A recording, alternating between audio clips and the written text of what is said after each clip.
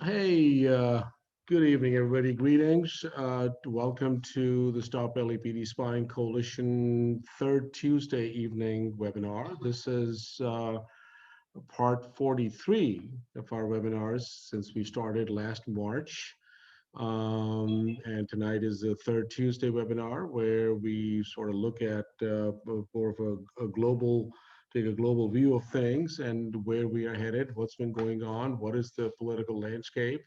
And as folks may know, that the first Tuesday of the month is dedicated to the webinar, The Intersection of Police State and Gender and Sexuality. The second Tuesday of the month is committed to the intersection of police state, surveillance, and the war on youth. The third Tuesday tonight is just more around a general conversation. The fourth Tuesday is around data-driven policing and all. And as much to our well, I mean, we've got to develop some sort of a liking for what we are doing.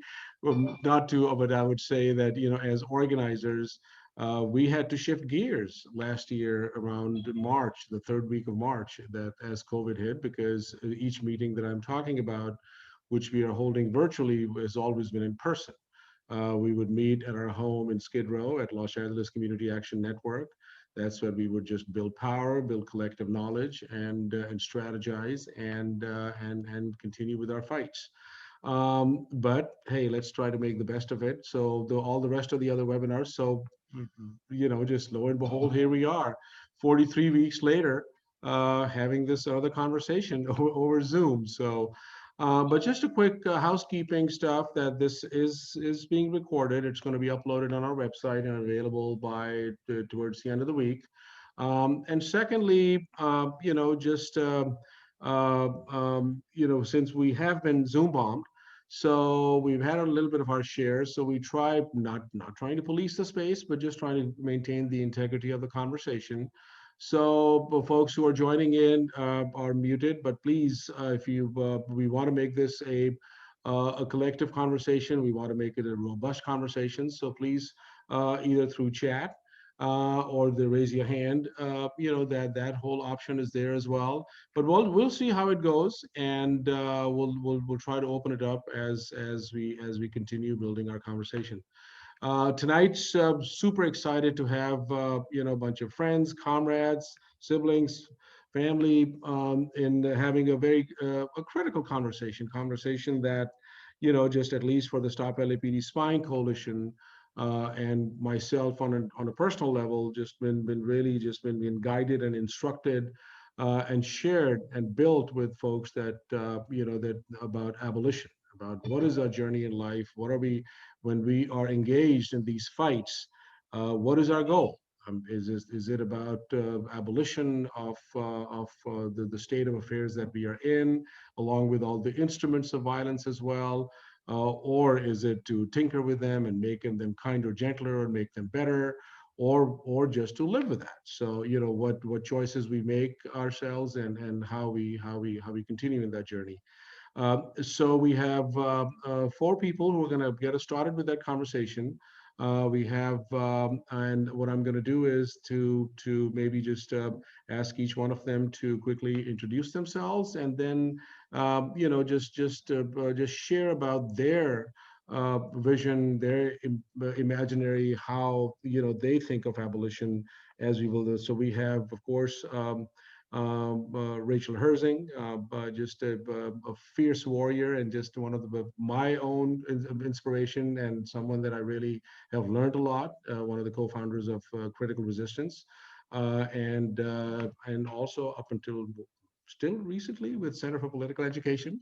We also have Professor Dylan Rodriguez, and who has been on the front lines and absolutely been guiding us and providing us roadmaps and been in the thick of abolition. We also have Chella Coleman, who is also a coordinating team member at the Stop LAPD Spying Coalition and leads our gender and sexuality working group as well. And then, of course, we have Aldo Puicon, who's with Color Coded, our partners in practice that we are developing over the last 2 or 3 years, as called Embody Abolition.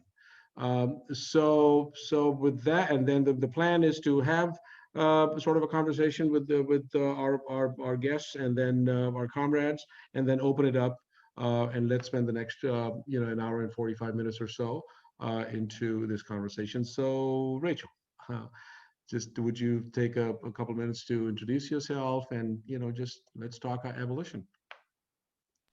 Great. Thank you so much, Hamid, and thanks to the Stop LAPD Spying Coalition for your leadership, kind of just across the board. I feel like I look to y'all all the time to figure out what's good, what to do, and I'm grateful that you often have answers for me. So my name is Rachel Herzing. I am a person who has worked in a variety of ways for the abolition of the prison industrial complex. I've done that in part through the organization that Hamid mentioned earlier, called Critical Resistance, which I helped get started, Dylan helped get started.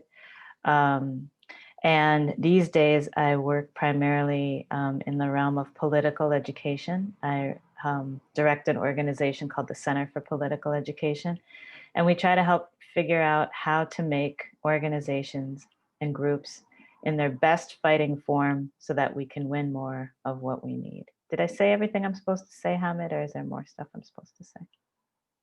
Well, Rachel, knowing your history and all, just at least the familiarity I have, like we'll dig more. So. Okay, all right, I'm gonna leave it there. Of course. Dylan, on to you. What's up, Hamid? Thank you for inviting me. I'm always absolutely thrilled to be in any conversation that involves the Stop LAPD Spying Coalition, which I consider to be an abolitionist organization, 1,000%. I also appreciate Hamid introducing us and then also kicking us off with the small question of what is abolition. So I'm looking forward to sharing that with everybody, sharing that idea and sharing that practice with everybody. My name is Dylan Rodriguez. Please don't call me professor. I'm in my 20th year as a professor at UC Riverside, believe it or not. More importantly, I've been deep in this, doing abolitionist work before people thought it was cool to call themselves abolitionists, down there with people like Rachel and so many others. I was one of the founding members of the Critical Resistance Collective back in 1997, 1998, by which I really mean I was working as an usher during the events. I was literally licking envelopes back in the day when we used to send envelopes to people. I was a gopher, so I was nothing more than basically a graduate assistant, learning from all these veterans of different kinds, especially from the formerly incarcerated people, the former political prisoners, and a lot of actually current and now political prisoners who have passed. So that's the nature of my coming up. I feel like I've been a student in this for all this time, and now I've inherited some of the responsibilities of being a teacher, an organizer, a scholar, activist, and all that. What else? I'm president of the American Studies Association. I was sharing the fact that I recently got a lovely death threat from an apparent right-wing Zionist because of my support for Palestinian American studies and Arab American studies and my open critique of and analysis of Zionism, et cetera, et cetera, et cetera. I enjoy the fight.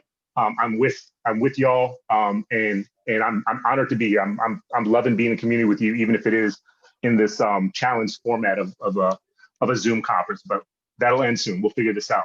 Glad to be here, Hamid. Thank you, Dylan. Thank you. Chella. First, I do want to recognize whose land I'm on. I am on Tongva land. With that being said, I bring in all my identities as a Black, trans, disabled woman who's living in Skid Row. I'm also Afro-Latina. My dad is Cuban. Another conversation. A lot of my liberatorial practices happen on the ground. As I just listed, I am in Skid Row, literally. If I keep my mic on, y'all can hear the sirens pass. I'm on 6th and San Pedro. Literally cop watching, everything from cop watching to actually support. When folks do want to call the cops, I try to educate as much as I can, as well as organizing calls like these and being a part of, protests and on the front lines on a bunch of movements, everything from abolitions of prisons, jails, and detention centers to land sovereignty. I was a part of a You know, shit. I'm tired. Okay, I've been doing a lot. Okay. Yeah, there you go. That's Chella in a nutshell. Yeah, I would love to put the queer and trans perspective in this conversation. So, yeah. And if anything, for all of us, just as a reminder that that hashtag Chella keeps it real. So, Oh, by the way, my pronouns are she and they. If you want to address me, my pronouns are she and they interchangeably. thank you, Chella. Aldo. Hi, everybody. It's good to be here. Thank you for inviting me today to participate in the conversation. My name is Aldo. I use they, them pronouns. I'm a member of Color Coded. We're a collective based in LA that critically looks at technology and how it impacts our communities. Been a member for about 5 years, and we've been, the bulk of our work has been around creating spaces for learning. And for practicing new ways of building projects and looking at technology and learning more about all sides of it, not just like the technical parts, but who's building it and all that. In the last couple of years, we have been in a partnership with Stop LAPD Spying Coalition in building out a practice space called Embody Abolition, Building Many Worlds. In that space, we basically were thinking about what are the different ways that we can look at abolition? What is it? How does it? How can we practice it in our lives and in our work? And yeah, I'll probably drop a link later on to our website that holds some of the projects that we worked on a couple years ago. So. Thank you all. So of course, Aldo kind of just just hinted to the conversation as well, which could be just we can spend hours and hours. But just maybe just trying to personalize it a little bit more. So Rachel, talk about what I mean, what brought you into when we started envisioning about abolition, and of course, just prison abolition, and why? I mean, what were some of the imperatives, and what were some of the moments, and in your own sort of political journey as well and personal journey as to why abolition? Yeah, I'm gonna be that guy a little bit. Those of you who know me know that I'm always that guy a little bit. Just, I appreciate the question. I appreciate the spirit of the question. And I also am very, very cautious that we not individualize these politics too much. And it's very much less about what it is about me and my personal journey than it is about the structures that we're up against. So I want to make sure that even as I know you and I trust you, Hamid, so I understand the spirit of the question. But I feel like there's this way that abolition is now a little bit, choose your own adventure, right? So it's like, oh, well, I want to do abolition, whatever that means, in my house with my homies. And that means I'm going to make pickles. We're going to have a fermenting closet, or that means I'm going to have a victory garden or whatever. And I don't think any of those things in and of themselves are negative things. And I'm not trying to be critical of them. But I don't think that they're necessarily the same as advancing an abolitionist politic. And I want to make sure that we're being very, very clear with each other right now that that's the end game, right? We want to transform society. And if we don't have our eyes on kind of structural aspects, if we don't have our practice toward societal transformation, the individual things that we do or the individual kind of intention that we have is very much less important. So, within that context, I will say that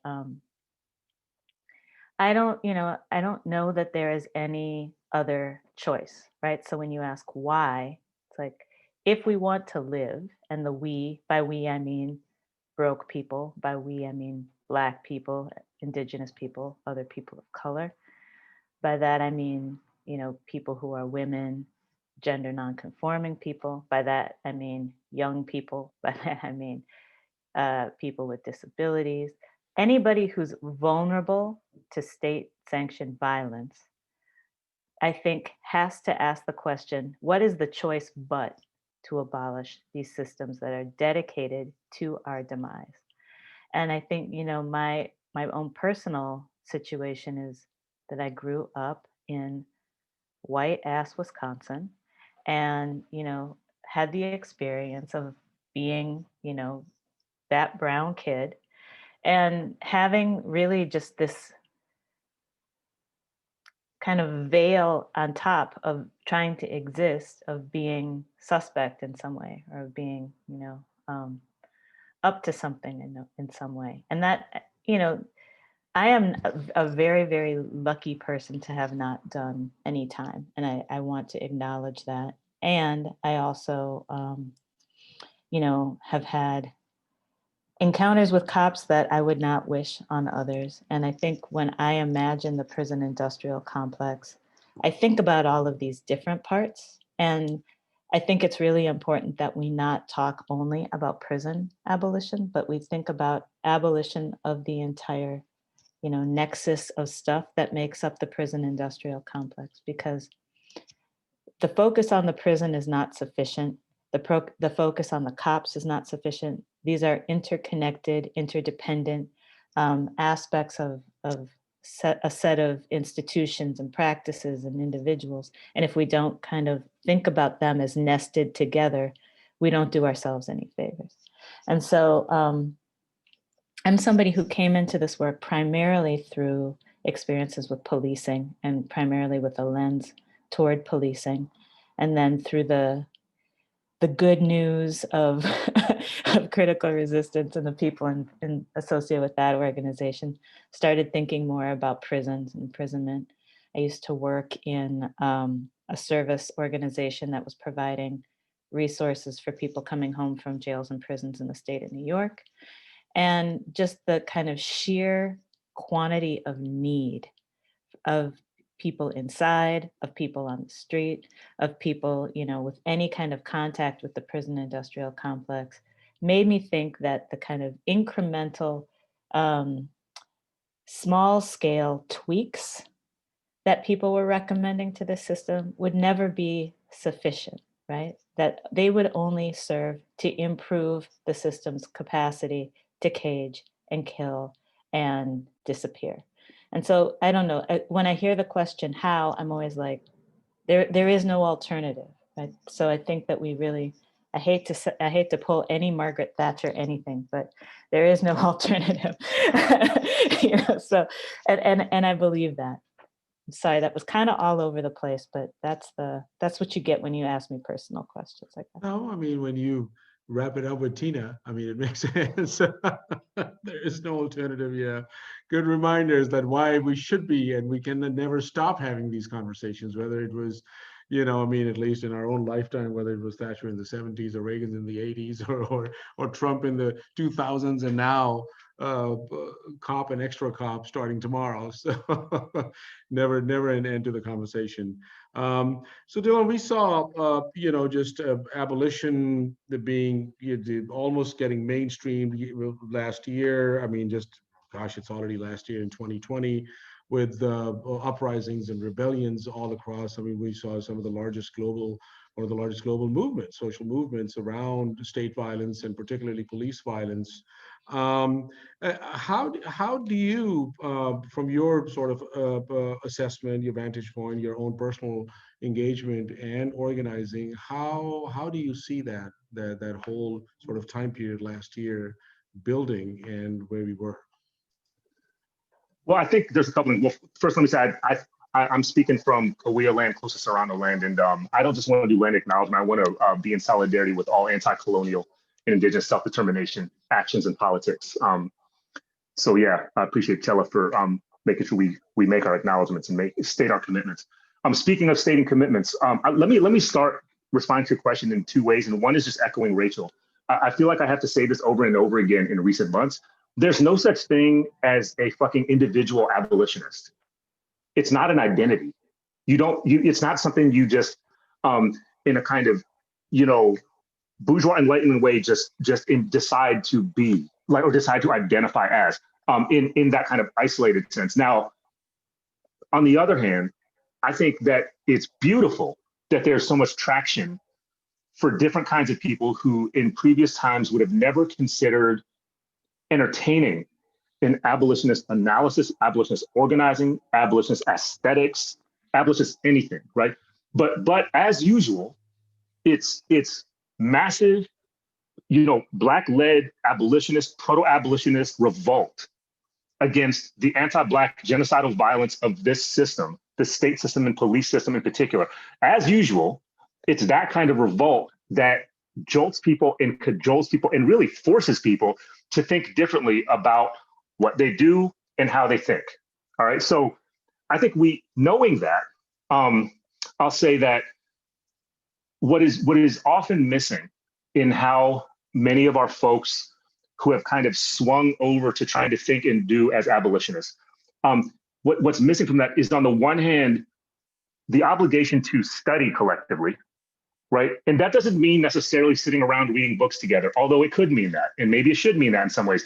And I say that because people who are incarcerated, that is one of the primary methods of organizing among incarcerated people, is study groups. And that's literally sitting around reading shit, right? So I think we have no excuse to not engage in that kind of work. It is not a bourgeois luxury, it is an obligation. And there are miles and miles and miles of grassroots movements of all kinds that understood how collective study was central to the practice. It's not a luxury that you do in addition to the practice. It is what you do as a practice. Why? Because it's also how you build community. It's one of the best ways to build community. Abolition is a form of community building. It is a method of communing with each other, right? And if we put abolitionist study in the middle of that shit, we got something. Right, we got some sense of responsibility and some sense of obligation. That's the point I was getting at, right? When I say abolition is not, you don't get to be an individual abolitionist. You have to be an abolitionist in a struggle to build community with people. What that also means is that you are accountable. You are accountable to a set of politics. You are accountable to a Black abolitionist, Black revolutionary, Black radical heritage. And when I say all that, I mean Black feminist, Black queer, Black trans. I think anybody who's been close to the abolitionist struggle globally in the last couple of decades knows that Black trans, Black feminists, and of color, trans and feminist people, and increasingly disabled people who identify as people with disabilities, are at the forefront, right? The intellectual and organizing forefront of all this stuff, right? So when I talk about that heritage, I'm not talking about just 1861, right? I'm talking about 2061. I'm talking about a futurity that depends on that kind of leadership. So I'm gonna shut up for a second, but I think this is one way for us to think about what abolition is. It is not an individual identity. It is a collective sense of responsibility and obligation. It's a form of community. It's a demand. It's a demand on oneself and a demand on one's community to be in the world in a certain kind of way. And we can and should talk a lot more about what abolition is tonight. Definitely. Thank you. Chella, you've been, just part of the movement. You've been on the streets. You've been, out there fighting on the front lines. How did you see last year shaping up? Well, first and foremost, I do want to, I'm going to be real. Hashtag Chella Keeps It Real. I agree with what both of those folks just said. That was lit. I do think struggles, number one, are interconnected. And I do think that we are interconnected. You're the other me, right? That being said, I also acknowledge that it became a fad. It became something to just say, to like, make sure that your friends who are really aware, I don't like the term woke, I like the term, doing the work or doing what you can to dismantle these systems. I think like folks didn't want to be shamed, right? And be canceled, right? So I think that like it became a fad. I do think the actual actions through the summer were really lit, especially in some of the states where people were burning shit up. That reminded me of the uprisings in the 90s. That reminded me of the uprising at Standing Rock, which is what I was trying to remember earlier, y'all. Where people were doing things, number one, out of anger, number two, as a strategy, right? To talk about people over property, right? To talk about people's needs over capitalistic and white supremacist ideals, that prisons, jails, police and all these other things enforced, right? I think in terms of, I was having a conversation with a friend yesterday, and I think in terms of like, we have to we have to get past the notion of not just defunding but abolishing. I understand it's a strategy and it's a level up, like we go up, you know, and I understand, but we also have to have these conversations and educate, as Dylan just said, educate ourselves and educate other folks. There is a complexity with that, just being honest, as someone who lives in Skid Row. There are folks that are simply just surviving, who can't, who for some reason or another cannot do that. So I do want to acknowledge that, right? Like, it's,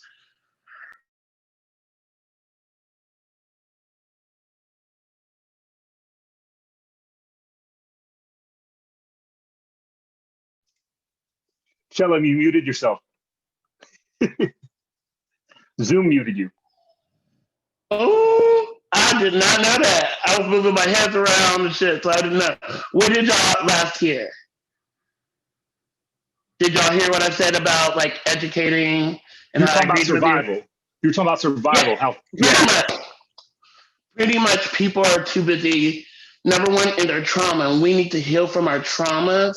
Number two, we need to educate the people and empower them. But how do we educate people when they're too busy in their trauma and surviving, right? When they're actually living their trauma day in and day out. I also want to give, I do, like you named, queer and trans Black femmes have been doing this work. Indigenous folks have been doing these works. And I don't want to romanticize this work because it is hard. It is work. It is like talking through some heavy shit. Sometimes through sexual assault, sometimes through racism, anti-Blackness, ableism, transphobia, fatphobia. All those things still exist, right? So I'm gonna wrap it up in a pretty bow right now, y'all. So like, I think to battle all these things, we have to educate people. We have to educate ourselves, and we have to educate other folks. I loved what you said about sometimes it's about reading, and other times it's about, you know, conversation, and that's what those things are. That's my pretty bow. Thank you, Chella. Of course, you know, just our coalition's account and all of these strange things keep on happening with our emails and in the middle of our conversations. So we should maybe just be expecting that. But moving on to you, Aldo, one of the things that, you know, in our work with Color Coded, in our partnership with Color Coded, has been to kind of just look at where, you know, we talk about carceral technologies, and but in a sense, like, you know, just speaking of abolition technologies. So talk about, like, you know, when we talk about abolitionist technologies, what exactly are we thinking? What exactly are we looking at? Yeah, I mean, I think in terms of abolitionist technologies, that's something that the space Embody Abolition has been trying to really just look at and think about. So we like to broaden that to be a wide range of technologies. So music, art, things that are not necessarily hardware and digital, like rooted in digital or in the hardware. So would that be, and so how does that then, when we talk about organizing, how do you see that? But what you know, incorporating those in our organizing then? Yeah, so we imagine that these are points of entries to for individuals who might not be able to like study or read a book or who are surviving. Like there are ways to be able to access abolition where you're at, to be able to think about how the structures that are at play affect you, and then to find ways to be able to start thinking about that in your lives. Mm-hmm. Mm-hmm. One of the things, Dylan, one of the things that Chella brought up is this movement last year around defunding of policing. And of course, this is something that at the Stop LAPD Spying Coalition, we've had a lot of conversations, and also around defunding surveillance. So in our journey, which is, the way as a collective journey, a multi-generational journey around, just making these systems irrelevant, in our lives. How do you see this movement around defunding? Whether it just in the long run, does it preserve the systems that we are in? Does it starve the system, or there are other ways to approach that too? So the answer to your question, Hamid, is maybe. Maybe, and it depends what the fuck you do after you get defunding rolling. That's the real answer. First of all, we should be really clear as we've seen, there is a liberal kind of, centrist, reformist, pro-policing, repressive pushback against anything that uses the language of defunding, right? I'm talking about just the rhetoric of defunding is policed and reacted to in that way. I'm not even talking about an actual policy or agenda platform or budget proposal that involves defunding. I'm talking about the rhetoric of defunding. Why? Because rhetoric is fucking powerful, and it galvanizes people, it gets into the street, and it turns them into abolitionists most of the time. That's why. So having said that, there's also a strong embrace of defunding the police that requires constant engagement from any of us who has an analysis of how a defunding platform or commitment could actually go, right? Defunding, for example, is not the same thing as reparation. Mm-hmm. They're not the same thing. I was in a room recently, a room just like this one, where the chief of police at my campus was beginning to try to make the argument that because the police department was taking a 20% budget cut, by the way, the rest of the campus is taking a 30% budget cut. But because his department, the campus police, was taking a 20% budget cut, that's defunding. I'm like, no, fucker, that's not defunding. That's taking less of a budget cut than the rest of us. That's not defunding.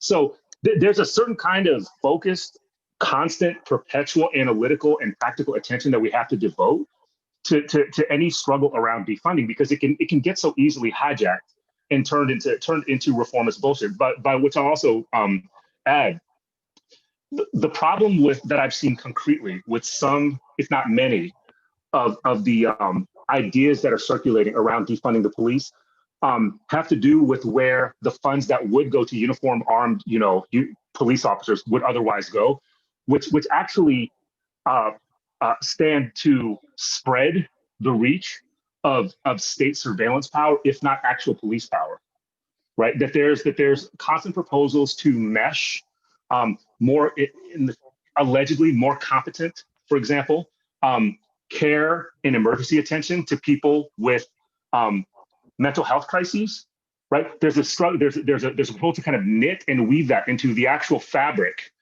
of police forces. Maybe don't involve uniformed armed cops who are going to spray and shoot people who are having mental health crisis, but get qualified, medical professionals, social workers, et cetera, involved in that work.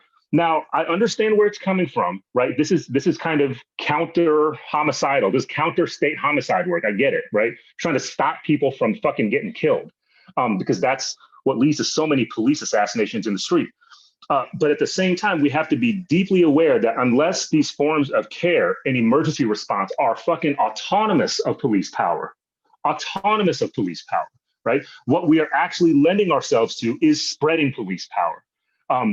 So that's why I think we have to both be engaged with anything that is raising defunding as a point of organizing, but we also have to be vigilant and analytical and rigorous in pushing a particular abolitionist notion of defunding that actually lessens, as you put it, Hamid, shrinks police power rather than potentially expands it by putting police power in the hands of non-cops, so to speak.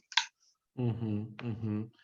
So it's almost the whole analogy of starving the beast, that how do you slowly take away the power and the tools of which was interesting for us at the coalition, that a lot of times there's this whole thing about, like, for example, the LAPD has over $3.2 billion budget. which includes their pensions and all of that too. And when you look at, and when we've been doing a deeper dive, looking at surveillance technologies, that comes to less than $100 million. But yet at the same time, the impact of those surveillance technologies cut across the whole system because they are so central to policing. They're so, because now, with this age of information sharing, that they're so central to everything that law enforcement does, that that by defunding surveillance, in a sense, it will have its own impact. So Rachel, I mean, just on that note, how do you see these defunding the police movements all around? And I know there's a whole lot of conversations going on a national level where folks are coming together, identifying these police budgets, and which is vast. I mean, it's just not like the municipal budget or line items. It's like the private donation. It's about the federal funding. It's about like a whole bunch of other money streams that are coming in. So trying to get a handle on that, how do you see this landscape building up? Yeah, I would agree with a lot of what Dylan has said. And Dylan is always really, really good at reminding me, and I say your name all the time, Dylan, when I think about this, because I think there are certain obligations associated with espousing abolitionist politics. And I think we forget that sometimes, and Dylan is always reminding me that it's not just like, hey, I'm an abolitionist now, right? You're tying yourself, you're binding yourself to a set of obligations that are committed to transforming the conditions that allow imprisonment, policing, sentencing, execution to continue, right?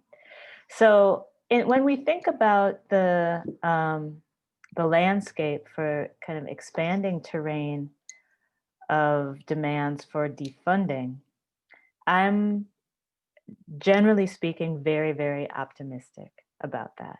I think that if we think, for instance, about the transition from the initial demands that emerged out of like Ferguson, for instance, and we think about the initial demands that emerged out of Minneapolis, I think that we can see an advance in the political development of our movements, right? So a lot of what we heard in 2014, 2015 was like body cameras and training, and essentially the same old shit that people like Bill Bratton had been saying were the remedies for years and years and years, right? And I do not need to tell Angelenos how much bullshit that is. You all lived through, the terror of the Bratton era. But I think when we see what came out of Minneapolis, it wasn't, improved technology or improved training.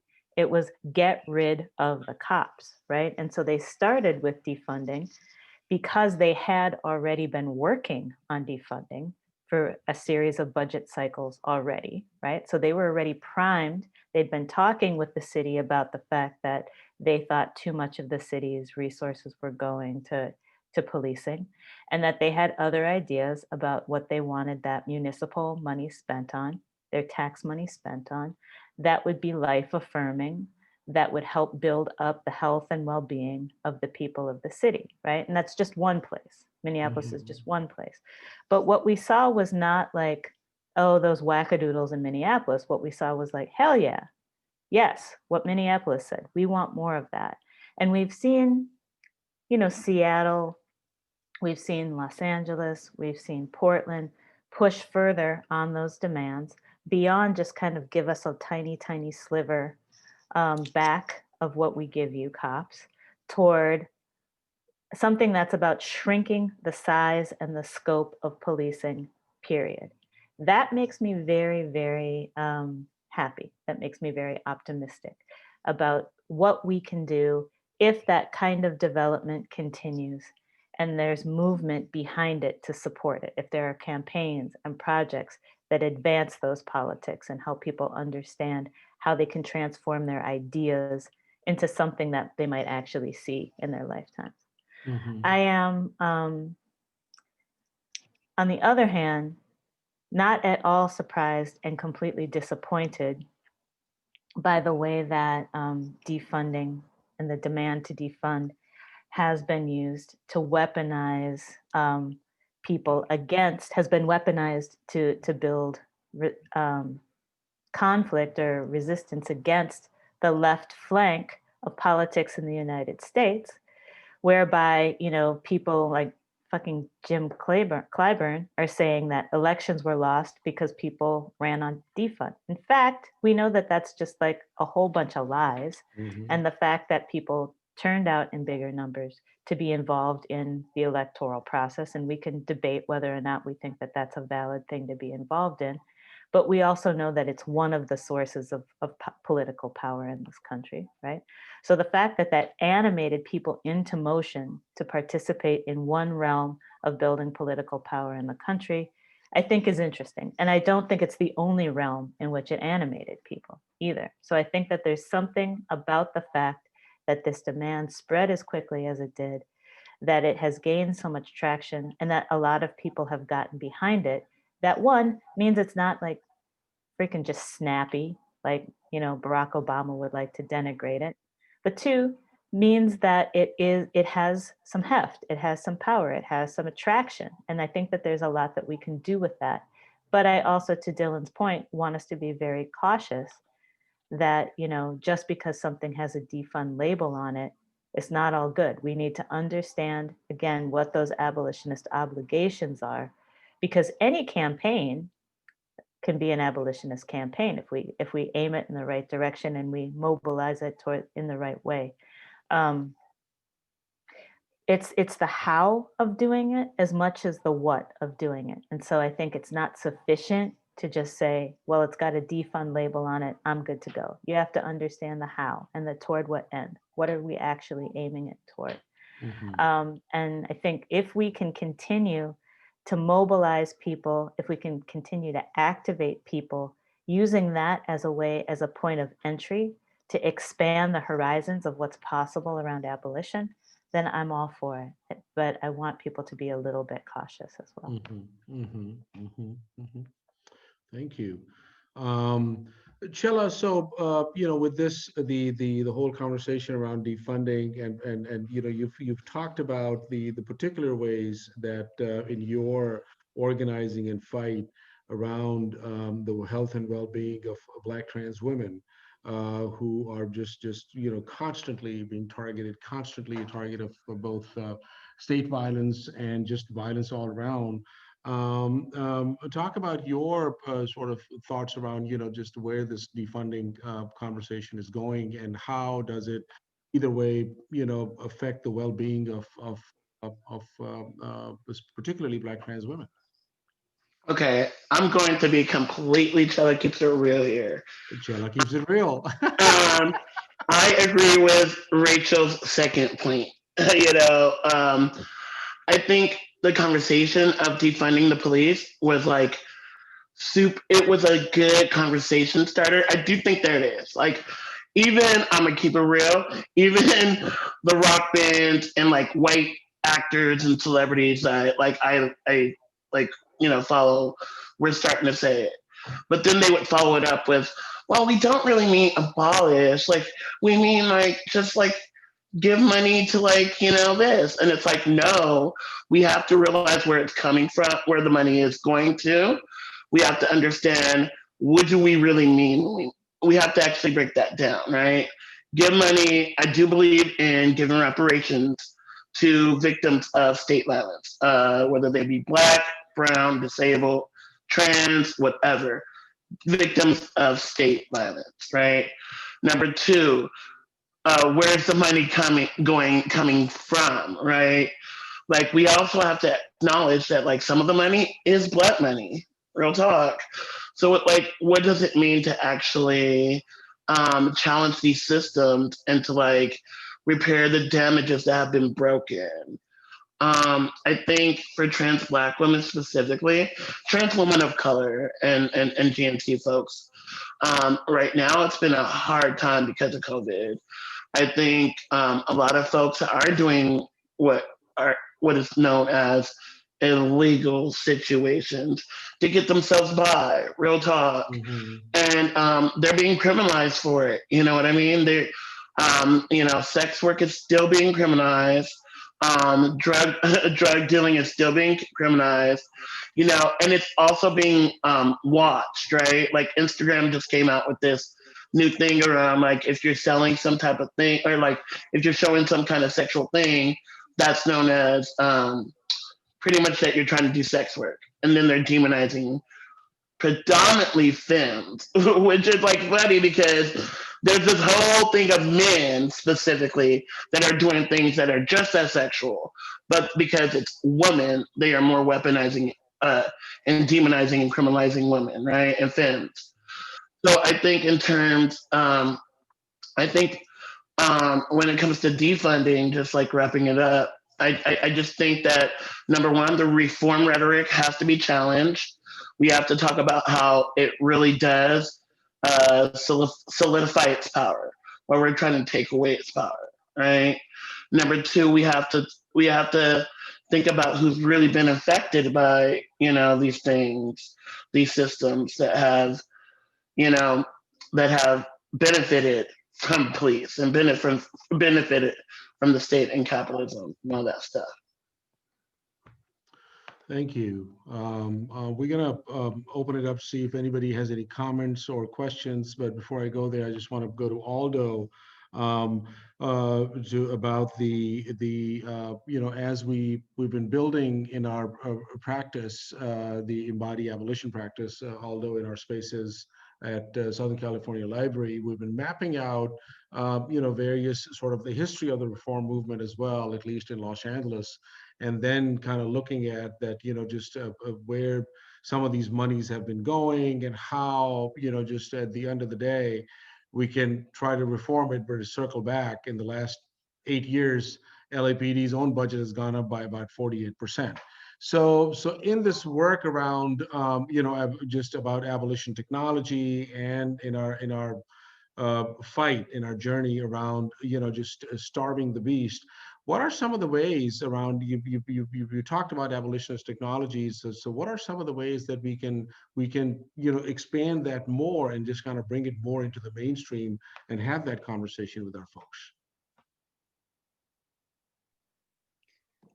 Well, I feel like what Rachel and Dylan brought up earlier, and even Chella, was just sort of the idea of like you're building community with people, and you're studying together and learning the histories of the legacies and the histories of this work that has been going on for a very, very long time. And you build community, and you sort of build out from there.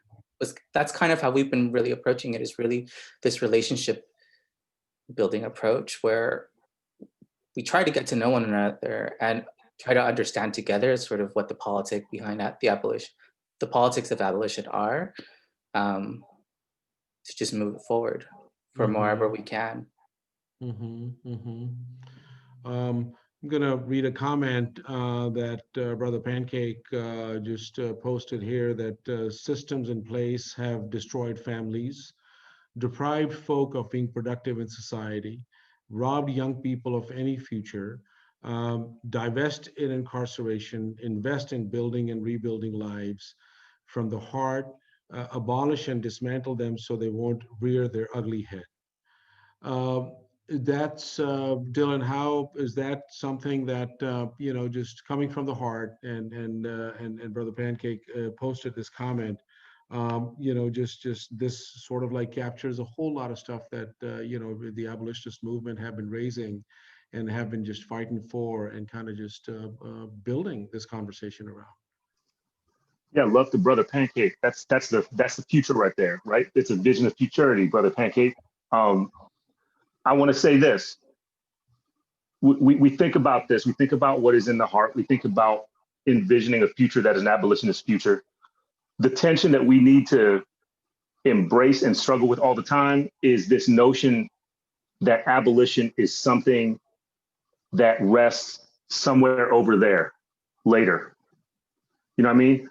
The other thing I've been saying a lot in recent, I'd say years, not months, recent years, in addition to, saying abolition is not an individual identity, is saying that abolition is also not an outcome. Abolition is not just, it's not an outcome. It's a method, It's an everyday method. It's a way of doing things, right? It's a way of destroying shit. Yes, absolutely, right? People destroy shit for reasons, right? And they're not always abolitionist reasons. Sometimes we destroy each other, and they're for reactionary, fucked up, misogynist, transphobic, Islamophobic. There's all kinds of bad reasons people destroy things, right? But abolition is about a kind of commitment to destroying and obsoleting these different relations, these dynamics, these institutions, these systems of repressive and oppressive violence. That's what it is, and that's every day. That is every day. That's an abolitionist method and practice that is every day. We have to destroy those relations every day. So, the thing I would tell Brother Pancake is let's think about that futurity as something that's also a part of our present tense, right? What does it mean to think about that? What's in the heart about that abolition? The abolitionist future that we desire, that we envision, that we humbly might have to defer, because in this lifetime and in this mortal fleshly lifetime, our honor is going to be in the fight, right? We might not see that futurity that we envision, right? That's okay. The honor is being in the struggle, and that's the point, right? The point is manifesting the abolitionist method, the abolitionist vision in that struggle. And so I talked earlier about the fact that abolition is community building. That's a method of abolition every day, right? It's about how you build those connections and relations and sets of accountabilities with each other that rest in, again, the liquidation of oppressive forms of state violence and interpersonal violence, colonial violence, anti-Blackness, and all the rest of that, right? That's hard. I mean, that's hard, but it's also entirely possible. Why? Because this is what we do. Otherwise, people wouldn't be trying to jump onto abolitionist identities, on the back of the massive uprisings of the summer of 2020. That wouldn't be happening, right? It also wouldn't have been happening before that if it wasn't for, literally centuries of abolitionist revolutionary Black liberation struggle, right? And diasporic and anti-colonial liberation struggle that is entirely abolitionist. So we got to think about this thing as an everyday method, as an everyday form of analysis. And I think in this moment, as Aldo, Chella, Rachel have all said, and Hamid, as you've said too, there's a special obligation for those of us who want to carry forward an abolitionist analysis in politics to unapologetically challenge and refute reformism.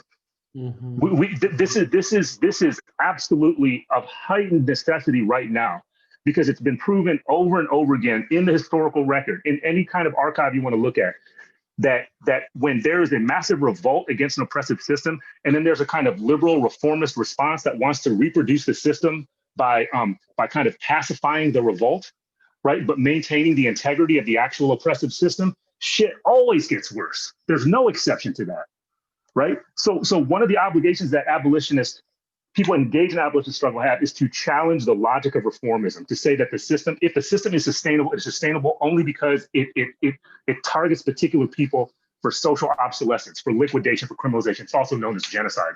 Mm-hmm, mm-hmm, mm-hmm.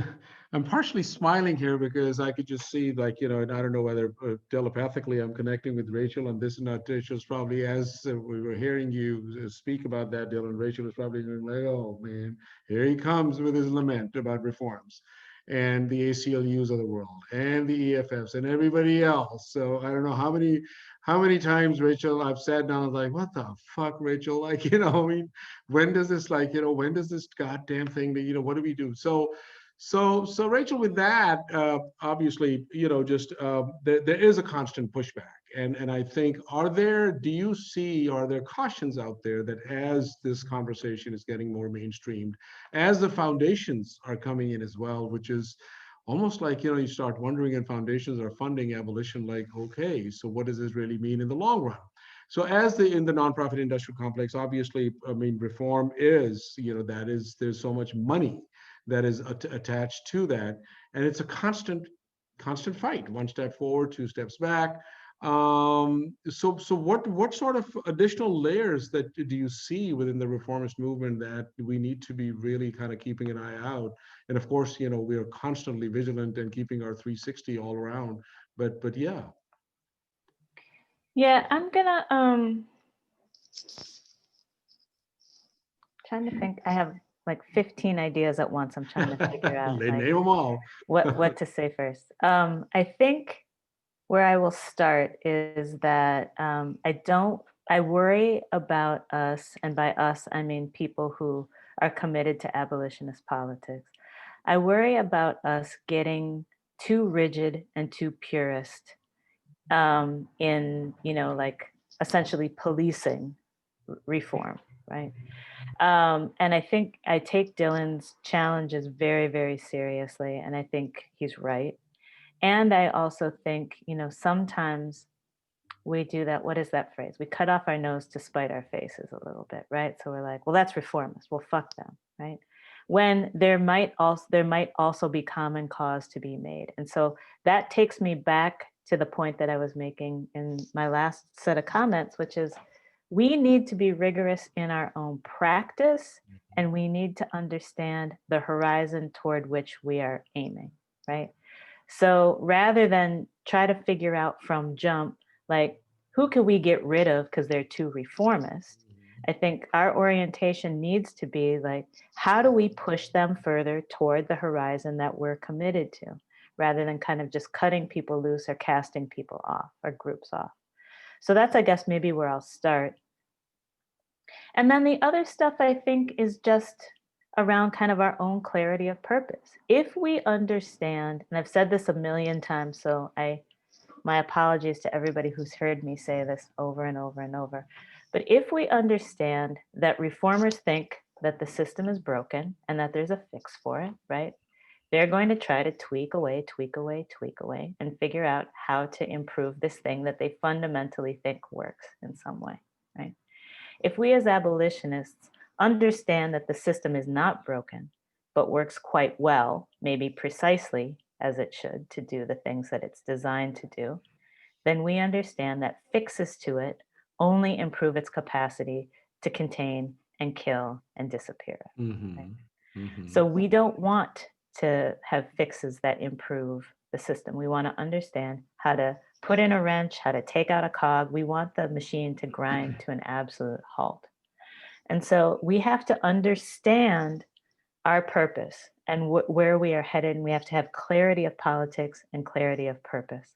And I think if we have that, then we can engage in a much more rigorous way with abolitionists without having to be like, oh, you're just purely fucked, right? We can say, okay, I'll take your little, attempt to close this jail here, but I know that your attempt to close a jail also means that you are going to, attempt to move people from one set of cages to another, right? That you want to close this jail, but you don't want to let anybody out of jail, right? And we can get down with closing a jail, and then we need to push further to make a case for why decarceration is the way to close the jail, rather than just moving people from place to place. So I'm always a little cautious about there being kind of an on-off switch, or like a sharp line between reform and abolition. I think the ends are different. And I think the idea about how to make change is different, or the kind of change that's necessary. And I think if we are rigorous and disciplined in our own practice and in our understanding of these obligations to abolition, then we're not going to get caught up in a bunch of mess around, some of these concessions that just are things that we're going to have to tear down later. We always want to be clearing a broader path, not creating something that, in the next iteration, we're going to have to tear down to get further down toward this horizon I keep talking about. So I think, and you can apply that to almost anything. You can apply that to campaigning, but you can also apply that to taking money from people, right? I would be not telling the truth if I didn't say that the organization that Dylan and I helped get going, this national organization, was not started in large part by foundation money. It was. And we told the truth. We said, we want to use your money to abolish the prison industrial complex. And we always told the truth about that. So I think, again, like, we were disciplined, we were rigorous, we were consistent in our politics. We said, we're going to take your blood money, truly blood money, and we're going to try to use it to eliminate this thing that causes more pain, more suffering, more death. So the toward what end, the toward what purpose, I think, has to always be guiding us.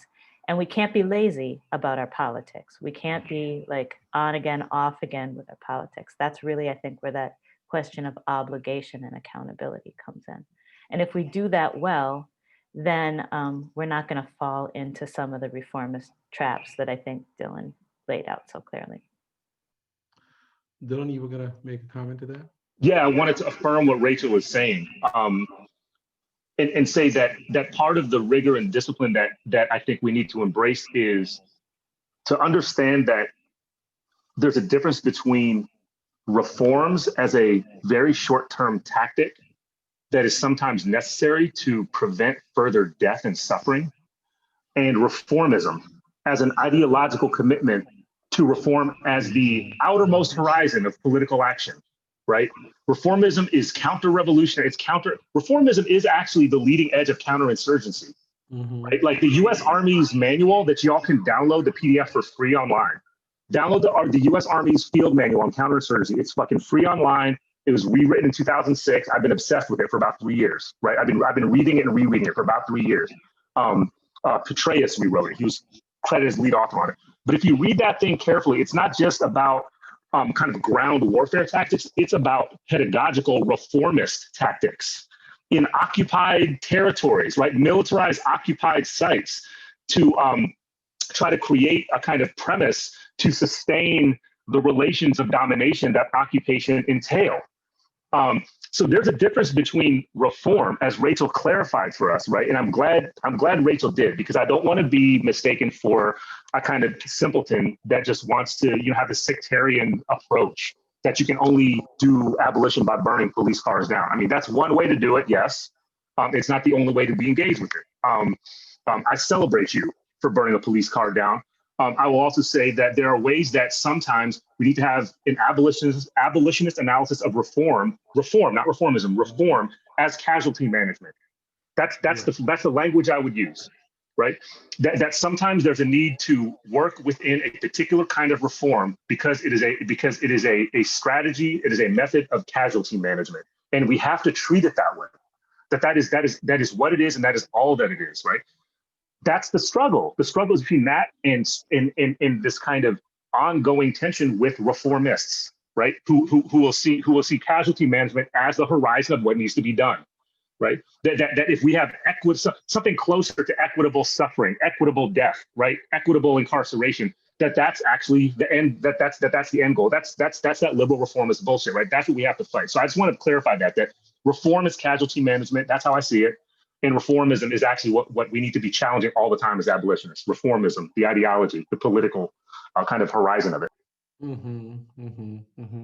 I mean, I think one of the things, just now bringing it home to the Stop LAPD Spying Coalition and our work, like, what we've been kind of just in our lane, where it comes to where, like, okay, what is the role of surveillance? What is the role of, the various mechanisms and layers that are so deeply rooted in the structure, and looking at it through the broader lens of policing, not just law enforcement itself, but policing. What is the stalker state? How information shifts.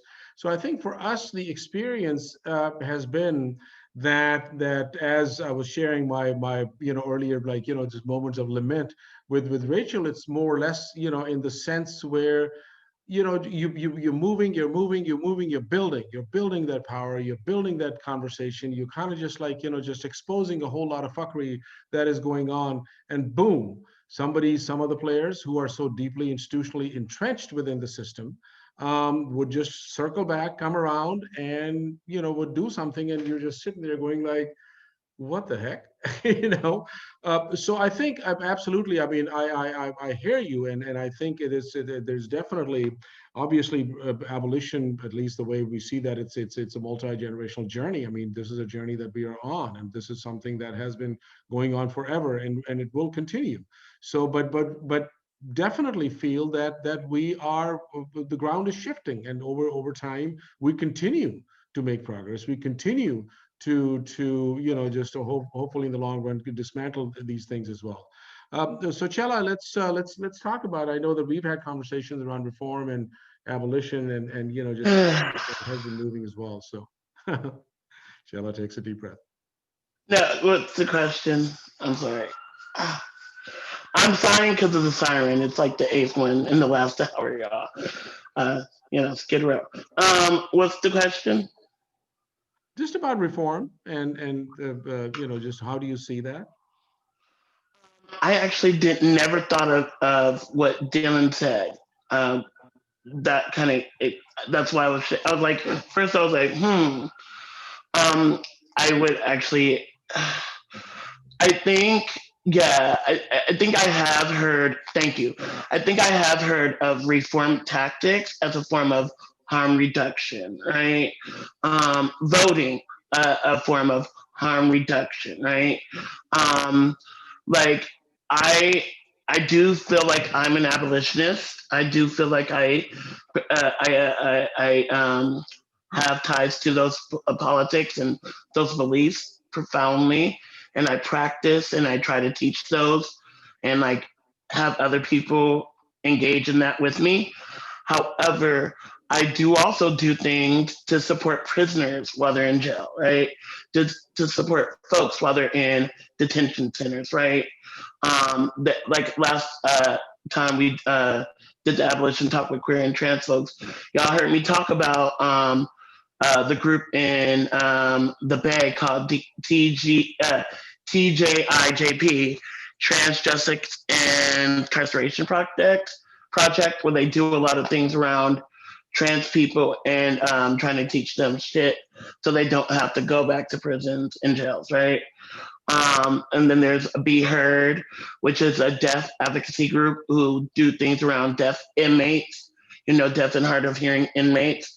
They are some of the worst treated in those, predicaments.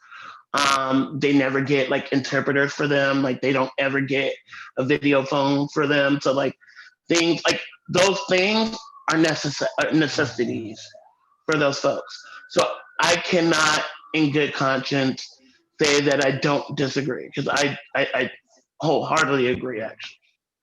I think that in terms of now where it gets tricky for me is when nonprofits and or institutions try to tag their name on certain things or try to build community with some of these things, right? Like every year there's this LGBT in LA, there's this LGBT and LAPD conversation that happens.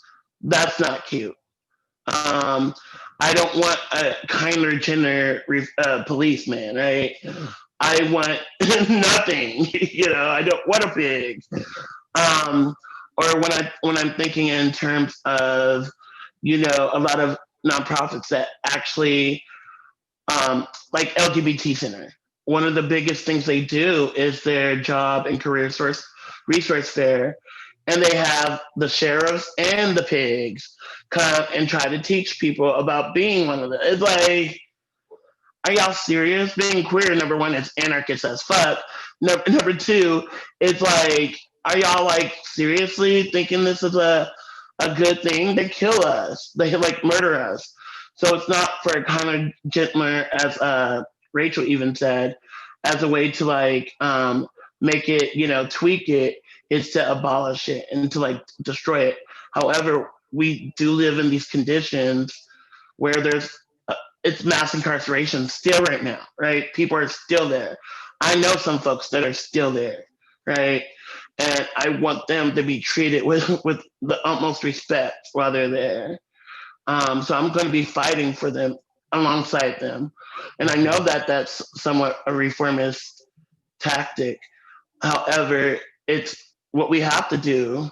We can't focus on the bigger picture without looking how it trickles down to the other situations, right? We can't just address one thing. We also have to address what Dylan was naming, the anti-Black racism. We have to address the fact that, last year we had 30-something trans women of color get murdered. We have to address those things, Mm-hmm. And by addressing those things, it's harm reduction. I did not like the term. I hate that term, casualty, and I'm gonna take it from Buffy the Vampire Slayer. It just sounds so casual, but we do have to do casualty management. Mm-hmm. And So I think I'm done on that. No, thank you, Chella, because it raises a lot of questions and for us to reflect upon too, that there are immediate needs and there are matters of survival. There are matters of living. There are matters of just breathing. So whether as you're talking about sharing some things with the kin and family and community folks in prison, is that supporting the prison system? No. Is it? But it's a matter of survival. It's a matter of people still living and breathing. So in these harsh conditions.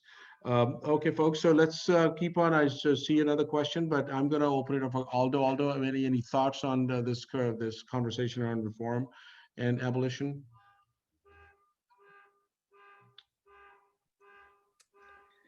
I mean, I think everyone else has pretty much said really powerful things tonight, and I mean, it does make sense that there would some reform tactics are necessary to keep people alive, to move quickly, to take advantage of an opportunity.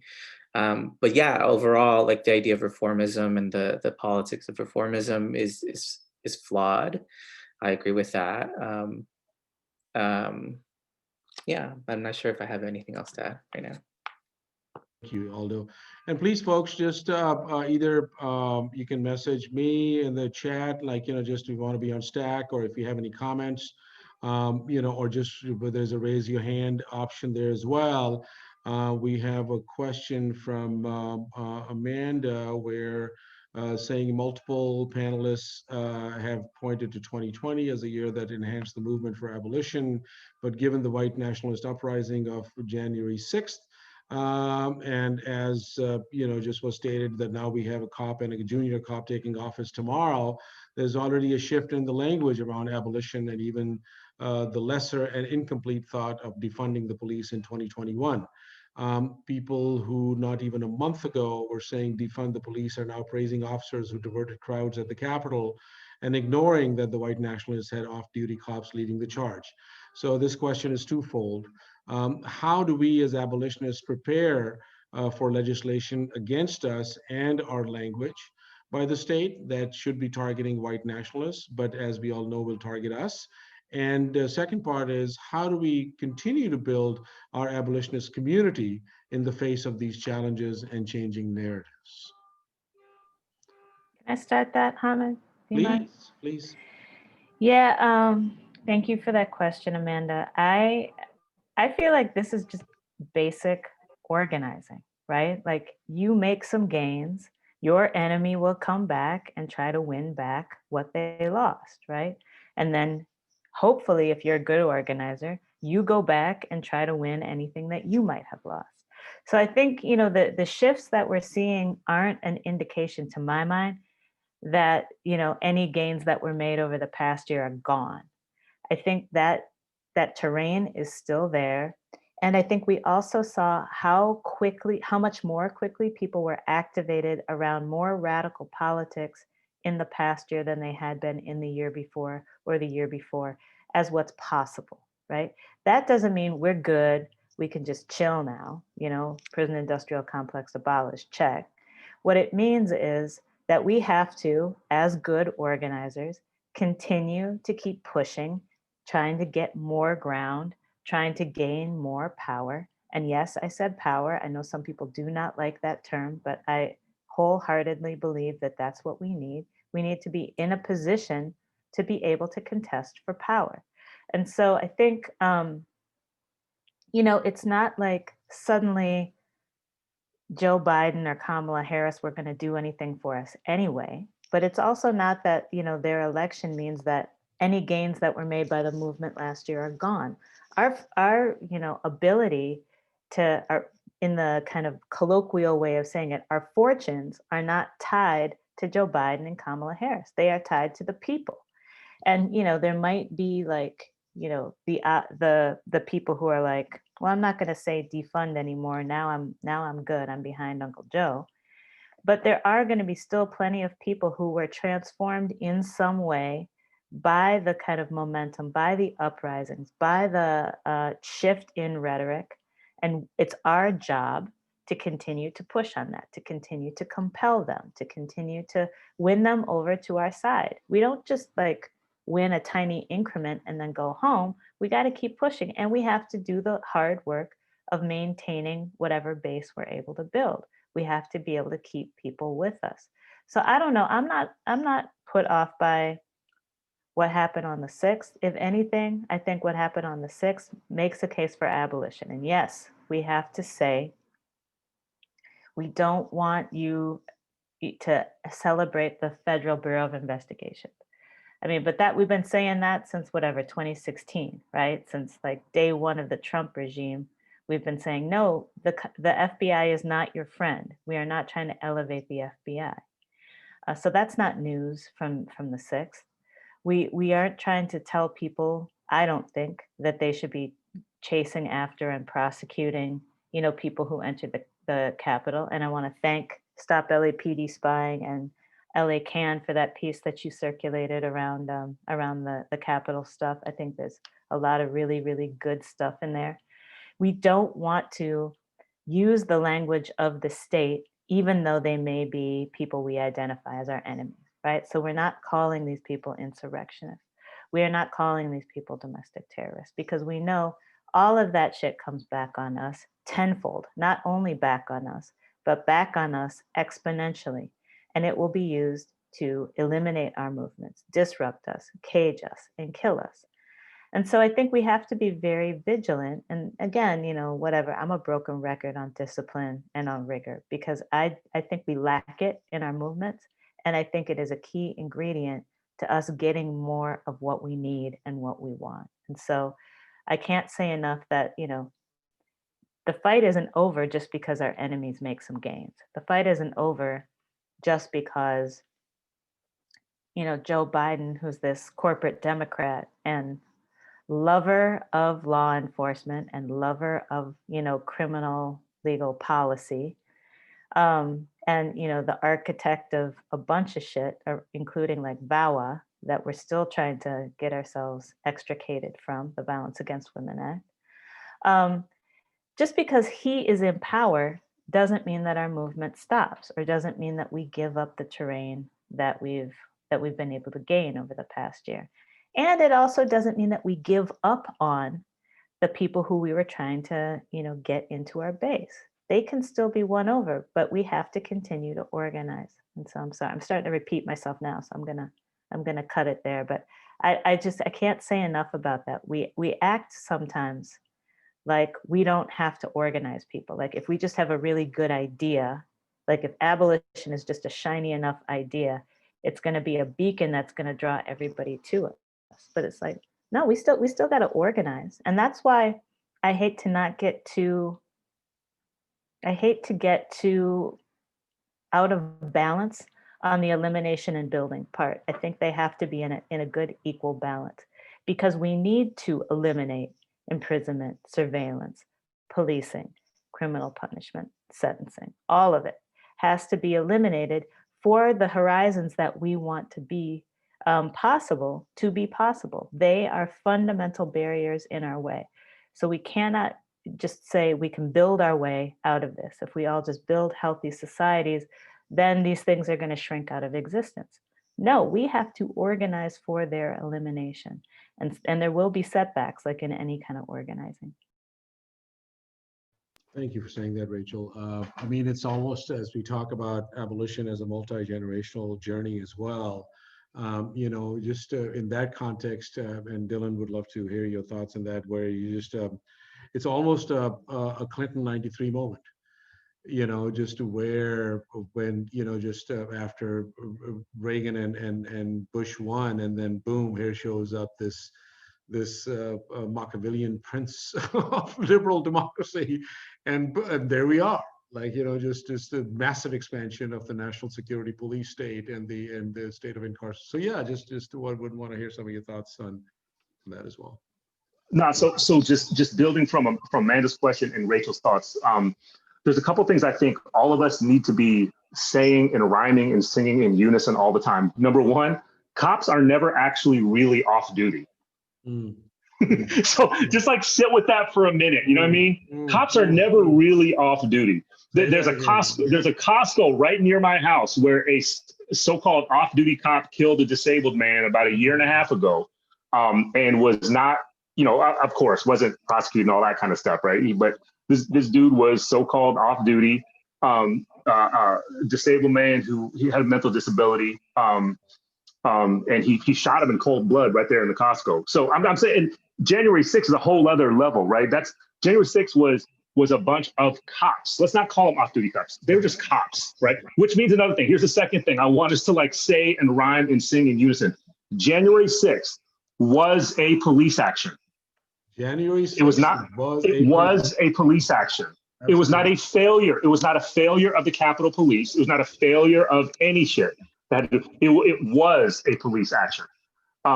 If we can say that and actually mean it, then I think we have an analysis and a framing and a narrative, most importantly, a narrative that we can take to our folks, whoever our folks might be, and who will fucking get it. Right? I don't think that's hard to get. I've said that same statement to liberals around me, right? Who oftentimes are harder to talk to than right-wingers in some really weird ways, right? They're harder to talk to than I'm saying even the liberals get it when I tell them we got to start talking about January 6th as a police action, not a failure of police action. I'll also tie that to another thing that I haven't said yet, and I think we haven't touched on at this point yet, but I think it's worth raising it every time we talk about abolition. What January 6th also reminds us is that abolition is also a robust, deeply historical, it is a feminist, queer, trans, anti-colonial, Black liberationist practice of self-defense, collective, communal, and also sometimes entirely intimate and individual self-defense of bodily and psychological and spiritual integrity, self-defense of our ecology, self-defense of our cultural forms, our communities. What January 6th reminds us, the abolitionist practice of self-defense has to be something that we take all the time. It's not something that we should just be resorting to in reaction to some shit that goes down, right? It actually should be embedded in the abolitionist work. And the reference I keep making in the last almost year now is Ujima Medics. And I'll put it up in the chat. Ujima Medics in Chicago is the exemplification of abolitionist mutual aid and abolitionist self-defense in the South Side Black community, predominantly Black community in Chicago. They do mutual aid, abolitionist mutual aid. They do abolitionist self-defense every single day by way of their emergency response to ordinary folks. And then the last thing I'll say too, the dilemma that y'all have raised, meaning in the last 10 minutes that y'all have raised, I think it ties into something that's come up a couple times now in our conversation, which is the nonprofit industrial complex, right? This kind of apparatus of foundation-funded organizations, institutions that have nonprofit status, which in the kind of big scheme of things have historically worked, meaning since the 1970s, have historically worked as a form of soft counterinsurgency. And the way that the nonprofit industrial complex has functioned that way is that, number one, nonprofits are and nonprofit kind of people, leaders, executive directors, and folks, there's a certain skill set there in assimilating radical and abolitionist words, vocabularies, and sometimes even kind of frameworks, and turning them into fundable short-term campaigns, right? That's kind of the paradigm of the nonprofit industrial complex. And we struggled with this in critical resistance. Remember, Rachel? I mean, we struggled with the tension between an abolitionist movement and then what nonprofit industrial complex and foundations wanted, which was fundable short-term deliverables, right? That's the corporate language that gets used at deliverables and short-term campaigns. So here's the thing, here's the problem, right? I think there's a necessity for particular kinds of short-term campaigns. Absolutely, man. Like if we're serious about using a guerrilla warfare framework to fight this massive power of occupation, the state, and anti-Blackness, right? And the carceral, the asymmetry of domestic war, then yeah, we have to be engaged in certain kinds of short-term campaigns, but that should not be the paradigm for all political work. The problem is that the state and the right wing think about a totality of strategies, including the long game, right? They don't just think about short-term campaigns. They think about short-term campaigns tied to a long-term, protracted set of strategies and struggles to kind of, pervert and twist the world at their bidding. And the problem with the way the nonprofit industrial complex has worked, especially in historical moments like the one we are in, is to funnel political imagination into short-term deliverables. So I think we need to be deeply aware of that. We need to maybe resist it in some important ways. And if we do involve ourselves in short-term campaigns, that we again be vigilant and focused and persistent in tying whatever that short-term campaign might be to an audacious long-term vision and a commitment to long-term perpetual struggle, community building in particular, and self-defense in particular. And sometimes it almost sometimes language sort of gets makes you wonder as well. And so, as an immigrant, and where English is not my first language, growing up in Pakistan and migrating to the U.S., hearing words like sometimes mutual aid and sanctuary, almost kind of like, but wait a minute, just communities thrive through that, mutual aid is as natural as anything else. Like, just communities just thrive as a result of mutual aid. Like, just as like, living in this very dense kind of a mohalla, I remember growing up, and if there was some dessert that was made once a month or so, we would have to take a little bit to the whole neighborhood. Like, my mom would just like, just sharing. And that to me, and, as if somebody that was just family was having a problem, and, just, okay, so here is half an onion. And, just go give it to so-and-so auntie or something. So these are all, I mean, and you don't think of these things like, that they are not glamorous, or they're not, these are everyday survival, thriving communities, kind of just living, collective living as we do that. And similarly, how, and there's within the liberal notion as well, like how sanctuary becomes really, just in a sense, well, just as having many years was undocumented, several folks, just living in a small place, even to the extent where there'll be like 15 people sleeping on the floor. Sanctuary and gateway communities are as common as anything else. I mean, that's just a lived experience that we've all kind of built on. So thank you for kind of just raising some of these things. Chella, just there's a question I want to go to you, and this is from Nikhil, that he would love to hear thoughts on what it means to embody transformative justice interpersonally every day as a means of living our lives by the practice of abolition. That I actually have no idea on. I'm gonna go right now. I'm totally joking. I had to make myself laugh instead of being so serious all the time, y'all. Okay, so I'm gonna speak about number one. I think in terms of like, I'm learning about transformative justice a lot every day, right? Like, and I've been learning about it for the last 5 to 6 years. Some of it through like conferences I've been to. Like I went to the Insight Women of Color conference, which is around violence, state and interpersonal violence, which is all state violence, real talk. And then I've also like taken a bunch of other things. I am in no way, shape, form an expert in this, but I want to tell a story. I love telling stories. One of our comrades in our coalition actually does this work, and there were 2 undocumented trans women that had just gotten out of the detention centers, y'all. And literally, I guess, violence had erupted, and not just like a catty little shady fight, but no, there was like violence that happened.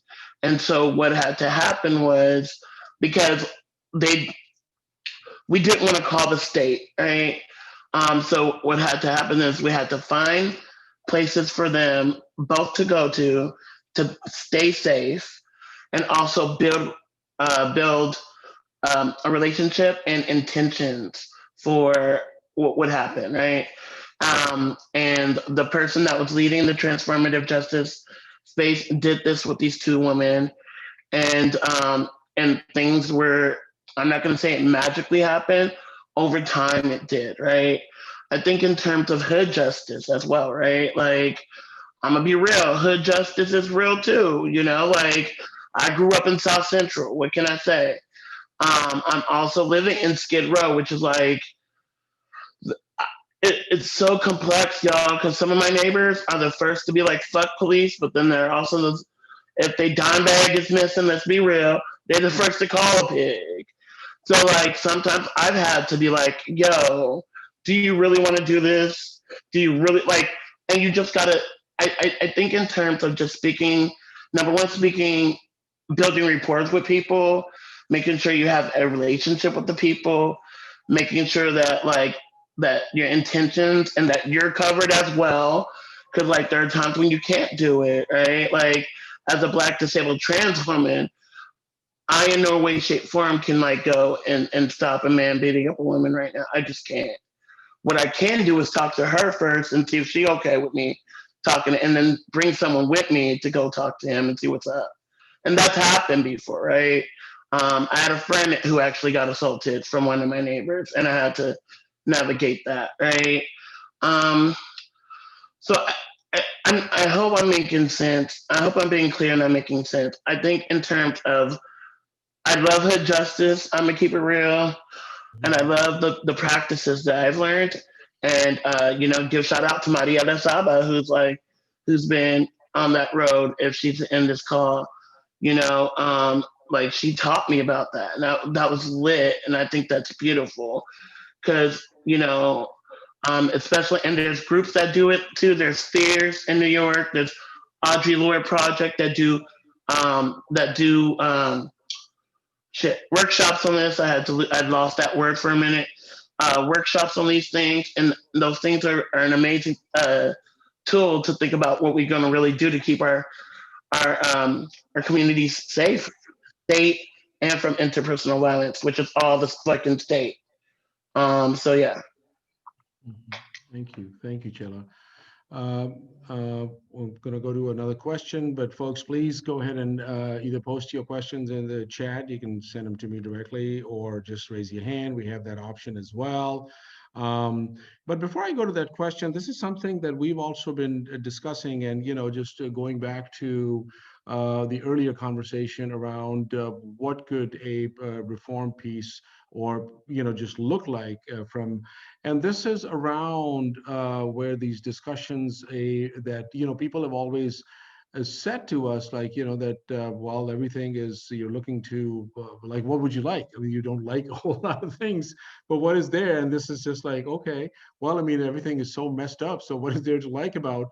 But you know, talking about this sort of abolitionist legislation kind of thing, like you know, where is there a way that you know where you know that we could institute, for example, this recent fight that we had around facial recognition, you know, just in LA, and here for a second, I'm gonna claim the host privilege that it was derailed by the ACLU. That there we are in the middle of putting everything out there, and there comes their person, and they say, well, there's no scientific evidence that it's worked. What studies have you done?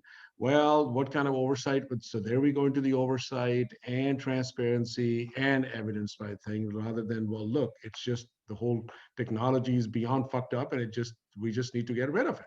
So anyways, so in a sense, like, you know, the thought is, okay, well, how do we then, what could an airtight, absolutely no exception, nothing of this language ban look like? And is there such a thing as where one can push for something like that, and nothing, anything short of that? No, you just can't. So any thoughts on that? Either one, Rachel, Dylan, Aldo. I'm so sorry, Aldo. Aldo. Yeah, maybe I'll start with you. Any thoughts on that?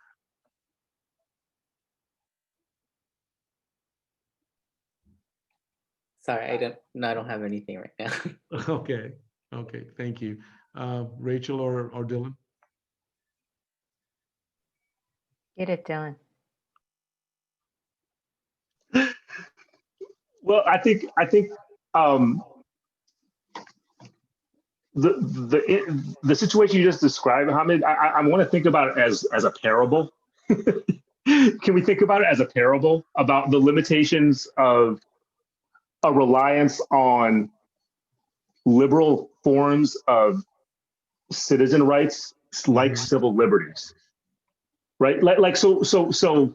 I understand your point. Your point is well taken, right?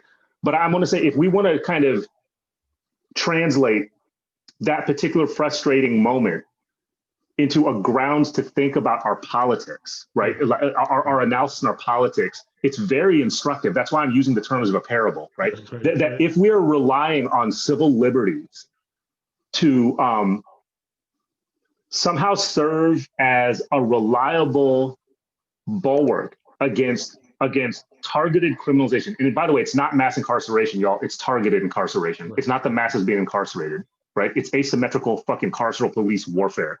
Yes.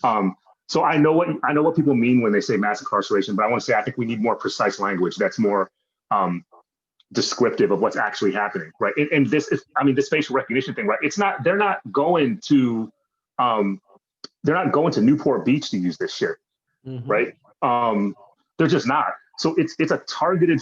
So the question then is, okay, what relationship should our movements and our organizations have with the work of things like the ACLU, which can be very important and protective of some of us at times, right?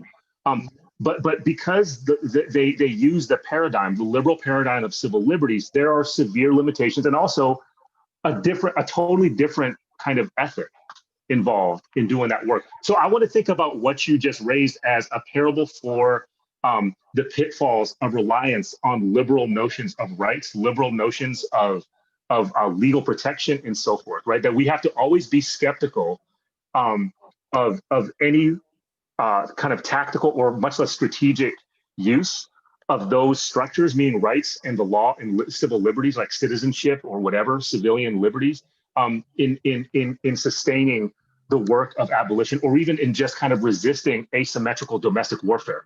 Because that's what you're talking about. When you're talking about targeted surveillance, that's counterinsurgency, number one. But it's asymmetrical, like it's targeting particular populations, particular people, particular fucking faces, right? You know how we always joke about how dark-skinned people, you can't see dark-skinned people on like fucking iPhone cameras and on Zoom and shit. You can bet your ass that you can see dark-skinned people on facial recognition cameras, right? I guarantee you they tweak the entire like hardware and algorithm of their facial recognition software so that dark-skinned people's faces turn out real nice with nice contrast on those. So those things are targeted, and we cannot rely on the support of civil liberties, right? Much of civil liberties organizations to back us on that. So I know that's probably not the response you were looking for, Hamid, but I feel like it's one way to think about that moment and that problem. Absolutely, yeah, no, very much so. It was interesting that even you know, the sort of the letter that we put out there, somebody had said that, hey, do you know ACLU signed on to your letter? We're like, oh, okay, well, we just okay, we didn't know that. So yeah, no, I absolutely hear your point. I think this was more around like, you know, and that was just a side note. It was about this sort of like, you know, trying to figure out which obviously structurally we're looking at these liberal notions of support and protection as well, that whether there's such a thing as an abolitionist legislation, whether there's such a thing as a fix in the moment until, you know, just as this technology is completely dismantled and demolished. I think that was the point, like, you know, as a transition, as a transitory period. Yeah, I don't know that I think that there is I mean, when you said airtight, I started laughing because I was like, give me anything 100% great airtight. And I think that's what we're all looking for all the time, right? Like, what's the thing that we can put up that's not going to get just like demolished instantly or poked through the kinds of holes with like, you know, what's the word I'm looking for? Disingenuous, you know, criticism. It's like, you know, toward what end are you offering the critique, I think is important. But I do think that there are, I don't want to, you know, disregard both baby and bathwater here. And so I think I'm trying to figure out, you know, and this is like the organizer in me. It's like, what can we still win? What can we get, right? And I think I don't know, I've become a little bit of a broken record even on this call on this. Like, our great ideas alone are not going to save us. So we have to figure out how to put our great ideas to work in the real world. And the real world is rife with contradiction. And all of us know that because we live in it, right? So this kind of idea that abolitionists live in some fantasy world and don't deal with the material realities of the present tense, I just totally reject. That's completely false. And it completely misunderstands who makes up the movement for the abolition of the prison industrial complex, right? You know, and I think as we've heard from Chella, I think as we've heard from Aldo and Dylan and you, Hamid, all, you know, during this conversation, we're rooted in the realities of the world. We understand what happens around us and we think we could do better, right?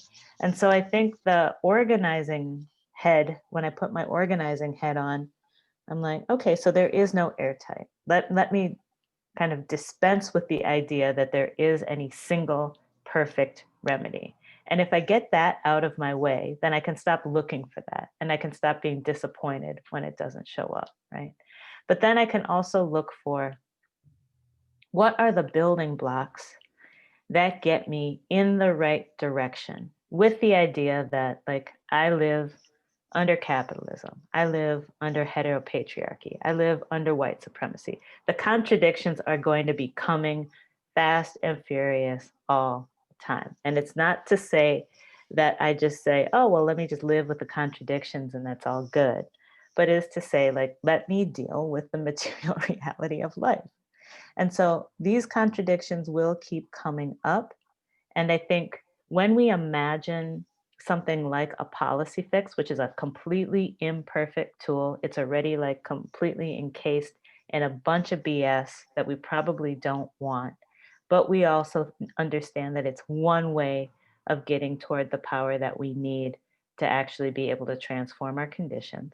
So if we can imagine, like, what are the pieces of this thing that we can put together in such a way that we're not giving up our loved ones, we're not pitting people against each other, we're not just pushing problems to the next town over, but we're really transforming stuff. I think that's what we have to figure out. And does such a policy exist? I think is a different question. I don't know enough about policy to be able to say, yeah, 100%, there is a policy, right? Like even a policy that I feel pretty excited about, like the Breathe Act, right? That's coming out of Movement for Black Lives. That does all kind of divesting from all of the death dealing stuff out there, militarism and war making and the cops and imprisonment. Still has all kind of like bits and pieces in it where I'm like, no, I can't live with that. Or could easily be like upended, right? Mitch McConnell gets his hands on it and then there goes this key piece or that key piece. So I don't know that I have a whole lot of faith in there being a thing, right, that gets us there. I think we're probably going to have to piece a bunch of shit together. And I think we're going to have to be very, very sober in our analysis about what the realm of policy is, what's possible in the realm of policy. And I don't think it makes sense for us, kind of the way I was saying about like just having an on-off switch about reforms. I don't think we can just have an on-off switch about policy and be like, well, fuck that. We're just not going to deal with that at all. And I mean, Stop LAPD Spying Coalition, I feel like does this really well. You understand that shit gets legislated. And if you don't try to stop it, it goes into place. And then that's the law. And then that's one more layer of criminalization. So you have to engage it at some level. But I don't know if it's as much an affirmative thing as it is a defensive thing, right? We want to defend against bad policy. I'm quite sure that it's probably possible to use it as an affirmative thing, but I've seen many, many, many fewer examples of that working well. Absolutely, absolutely, yeah. Whoa, gosh, time flies. So we're in the last few minutes that we have. Let's see, we have another question that I've been trying to get a broad picture, a roadmap of police and prison abolition. It's been described as a multi-generational journey. So I wonder for each of you, what would a history from the future look like? Put on your future cap. Maybe there will always be systems of violence, but what story would our descendants tell about how the police and prisons were abolished? That's a question. I'm gonna go first. Please, Chella. Land sovereignty, reparations, um, the breakdown of the government, the empowerment of communities, and I mean that the empowerment of not just one community, of many communities, multiple, the healthy access to healthier things, whether it be foods, whether it be plants, yes. Oh, and taking care of Mother Nature, because I do believe in that. I was on a call and I heard somebody say that as a form of liberation, that, you know, the way we treat Mother Earth will be in that too. So I kind of vibed with that. Decolonization, which sounds really magical and mystical, but I don't think it is. I just think that, yeah, it's, everybody can define that for themselves. And I'm done. Chella keeps it real out. Thank you, Chella. Anybody else? Aldo, Rachel, Dylan? Well, first of all, what Chella said. First of all, what Chella said, and I think all I can do is put some points of emphasis. I mean, the idea of autonomy and self-determination is really what the only thing that future can hold, if there's going to be a future. Otherwise, there's no future, right? Like, we want to talk, I appreciate the question. I appreciate where it's coming from. I also want to, you know, in a collegial friendly way, say we need to break up how we think about this thing we call the future, right? Because there's some of us who are basically more or less guaranteed a future, and many more of us who are not guaranteed a future.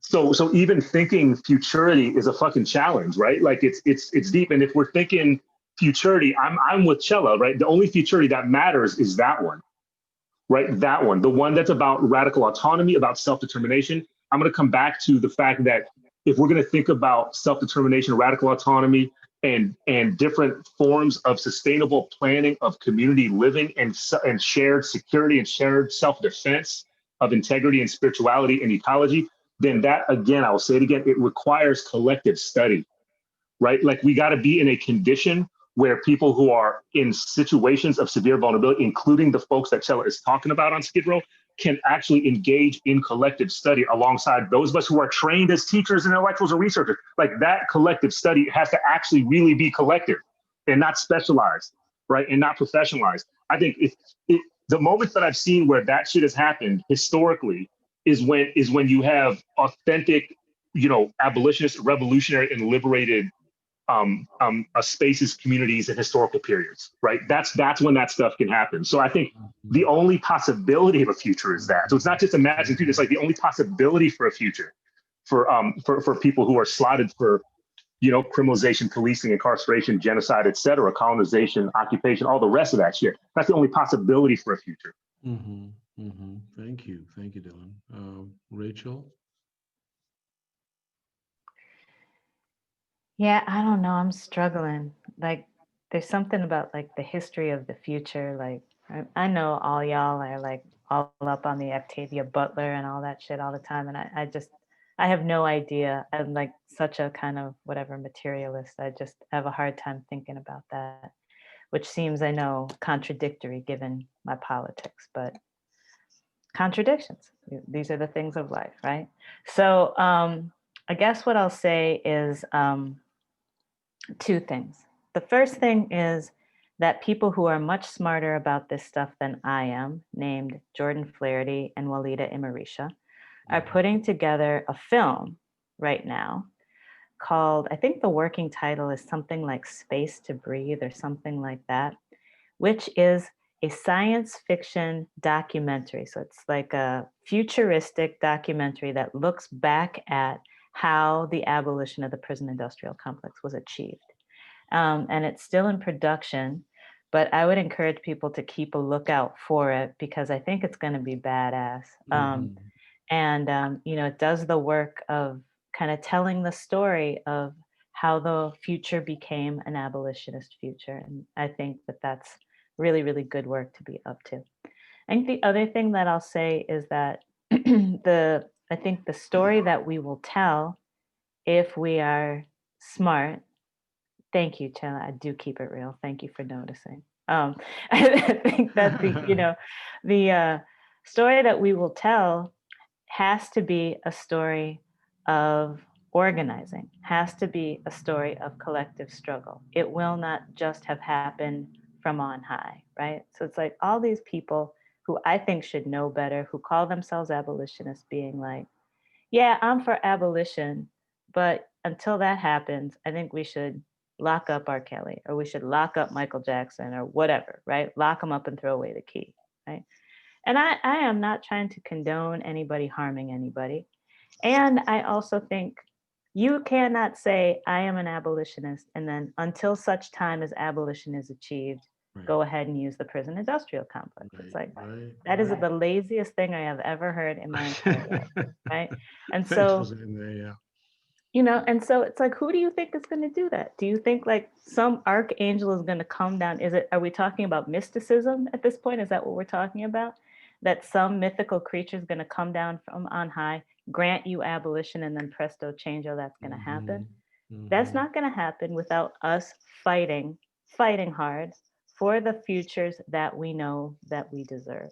So that will be our effort, our sweat, our labor, our collective action, our ability to build the kinds of relationships with each other, the kind of conditions that we need to achieve the elimination of these systems that are dedicated to our demise. And so I think, the history that we tell will be a history of very hard fought collective organizing, sustained collective organizing, and shared struggle. Thank you. Aldo.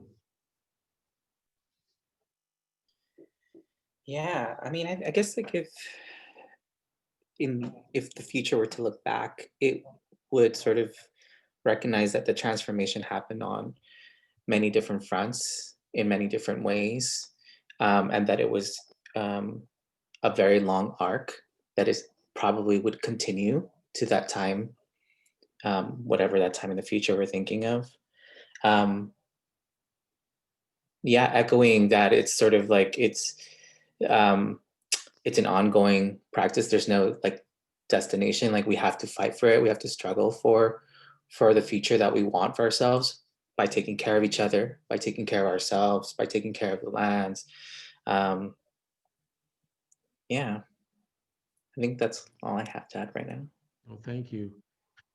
Well, thank you all. This is, just as we know that it's not a deliverable, it's a practice. It is something that we breathe by, we live by. There's a whole lot of unlearning that needs to happen. I know that, just we started this conversation from the individual and collective, but it's also like, as we are individuals making that collective as well, each one of us, how are we building that collective power? How are we building that collective knowledge and that collective unlearning? So, Dylan, I'm not going to call you professor.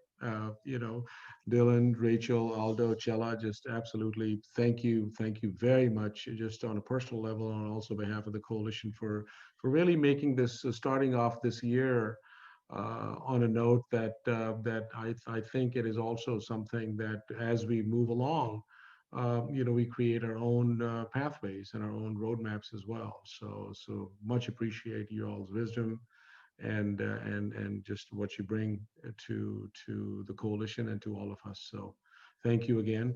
That basically brings us to an end. Gosh, we are 2 minutes early. That'll be a first in the coalition's life. So, we're looking forward to next Tuesday's webinar that this is going to be on data-driven policing, where we will be talking about land and policing. This is where our working groups have been just doing deep dive into a whole lot of stuff, where kind of just completely exposing this whole facade of pseudoscience and predictive policing and hotspot policing, but really making these connections that it is about development, it is about gentrification, it is about banishment, it is about removal of people. And that's where land and policing is going. So thank you all again. Be safe, be healthy, and look forward to seeing you all soon. Much appreciated. Much love. Thank you, Hamid. Bye, everyone. Thanks, everyone. All right, peace, everybody. Be good to each other. Bye. All right, y'all.